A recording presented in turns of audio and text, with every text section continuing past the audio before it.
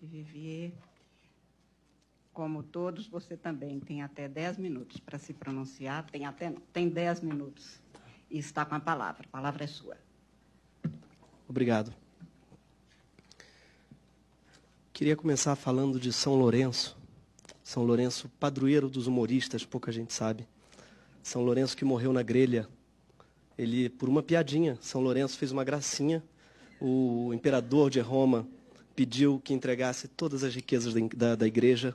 E São Lourenço foi ao imperador com uma multidão de pobres e disse: eis a maior riqueza da igreja.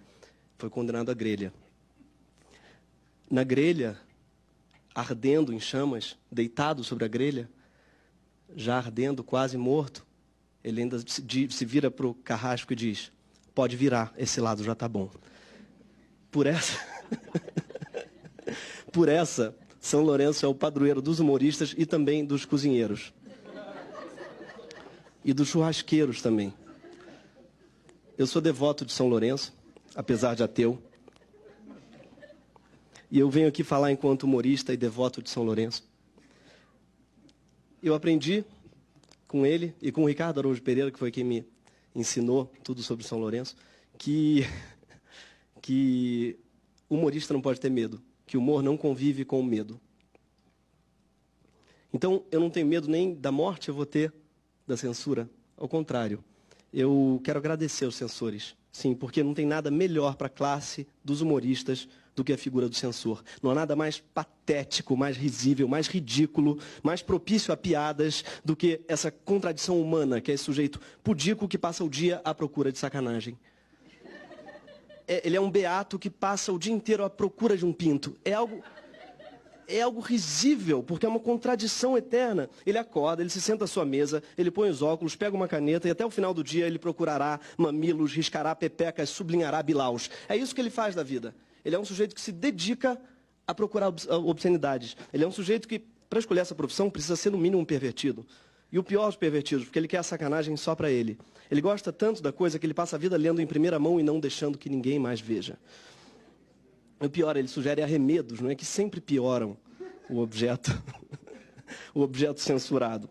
Tanto é que a história se encarrega já de esquecê-los, né? Nelson Rodrigues, Chico Buarque, Caetano Veloso, Graciliano Ramos, Cassandra Rios, Érico Veríssimo, todos censurados. Alguém lembra o nome dos censores? Ninguém. Não há sequer um beco em homenagem a eles. Ele está no último dos círculos do inferno de Dante. Segundo o atual diretor de artes cênicas da Funarte, os artistas estão, aspas, deturpando os valores mais nobres da nossa civilização, propagando suas nefastas agendas progressistas, denegrindo nossa sagrada herança judaico-cristã. É graças a gente como ele que eu tenho meu emprego garantido pelos próximos 3 anos. Porque esse governo é uma espécie de manancial, é um pré-sal da estupidez. Então, realmente, para um humorista, isso é algo que com certeza é muito trabalho. Não precisa nem cavar, até às vezes dá preguiça, porque está lá já a piada. A piada é o sujeito, né, em algum lugar. Então, nesse processo de damarização do Brasil, eu sou daqueles que, né, alguns choram, outros vendem lenço. Eu estou vendendo lenço. Mas o mesmo não pode ser dito dos artistas que não vivem do ridículo alheio. E são muitos. Esses sim correm sério risco, porque toda arte que presta na história foi considerada nefasta. Gregório de Matos, pornógrafo. Graciliano Ramos, comunista. Jorge Amado, pornógrafo e comunista.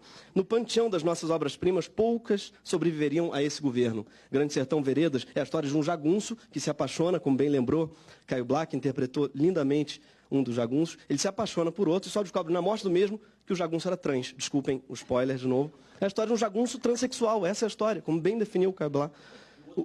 E o outro bissexual. O que seria de Dom Casmurro, senão a história de um amigo tão apaixonado por outro que fantasia que ele está dormindo com a sua mulher e chega a ver o rosto do amigo até no filho.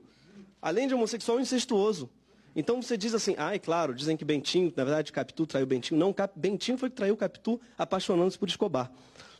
E eu não vou contar aqui a história dos cadernos de Lori Lamb, de Hilda Hilst, nem vou resumir obra nenhuma de Nelson Rodrigues, para não quebrar o decoro de vez. Nelson não tem nenhuma obra em vida que não tenha sido considerada nefasta em seu tempo.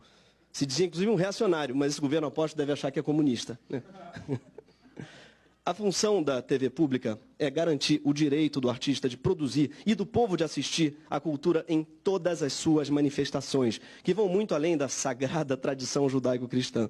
O governo quer se comportar como uma produtora de conteúdo gospel, mas para isso já existe a Record. O governo quer submeter a produção cultural ao senso estético e moral de um sujeito machista, racista e senil, mas para isso já existe o SBT. Um edital de cultura e uma TV pública existem para garantir que, em algum lugar nesse país, a arte será produzida com total liberdade, sem critérios comerciais ou morais, mas puramente artísticos. A ideia de que existe uma arte nobre e uma arte nefasta é, por si só, nefasta, mas não é nova. Os nazistas usavam o termo arte degenerada para falar da arte moderna. E quando começaram a queimar livros, Freud teria dito, é um progresso. Antigamente queimavam o autor. Mas a história ensina que onde se queimam livros sempre terminam queimando pessoas. Mas não vamos fazer como São Lourenço e dizer, esse lado está bom, podem virar. Nós viemos aqui apelar para o Supremo, que, como o nome diz, está acima disso tudo. E entrando aqui na porta, eu li ali as missões do Supremo, muito bonitas, escritas lá pelo decano, pelo Celso de Mello, pelo ministro. E eu queria ler aqui, porque está ali, está na porta, para todo mundo ver. E as missões, entre as funções, está repelir condutas governamentais abusivas, neutralizar qualquer ensaio de opressão estatal, fazer cumprir os pactos internacionais que protegem os grupos vulneráveis expostos a injustas perseguições e práticas discriminatórias. Se isso não é uma injusta perseguição e uma prática discriminatória, eu não sei o que é. Então, por favor, peço que zelem para que a gente não tenha o mesmo fim de São Lourenço. Muito obrigado. Obrigada a você.